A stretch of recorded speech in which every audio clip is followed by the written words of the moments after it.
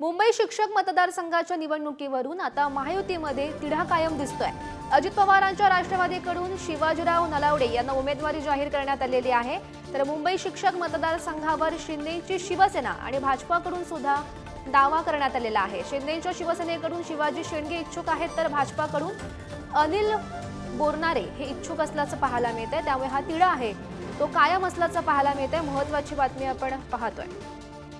अजित पवार यांच्या राष्ट्रवादीकडून शिवाजीराव नलावडे यांना उमेदवारी जाहीर झाली, तर मुंबई शिक्षक मतदारसंघावर आता शिंदेच्या शिवसेना आणि भाजपाकडून सुद्धा दावा करण्यात आलेला आहे। आणि शिंदेच्या शिवसेनेकडून शिवाजी शेंडगे इच्छुक दिसतात, तर भाजपाकडून अनिल बोरनारे हे इच्छुक आहेत।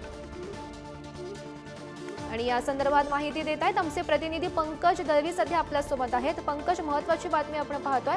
मुंबई शिक्षक मतदारसंघाच्या निवडणुकीवरून आता महायुतीमध्ये तिढा अजूनही सुरू असल्याचं पाहायला मिळतंय। शिक्षक मतदारसंघावरून महायुतीमधलं प्रगती पुस्तक बिघडतंय की काय अशी शक्यता जी आहे ती निर्माण झालेली आहे।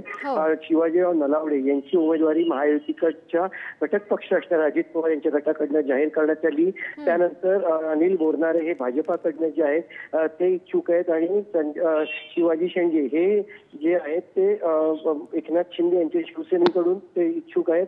असं असताना नक्की उमेदवारी जाहीर करताना त्यांनी काय कुठला विचार करून उमेदवारी जाहीर केली, घटक पक्षांना विश्वासात घेतलं होतं का, हे सगळे मुद्दे जे आहेत ते समोर येतात।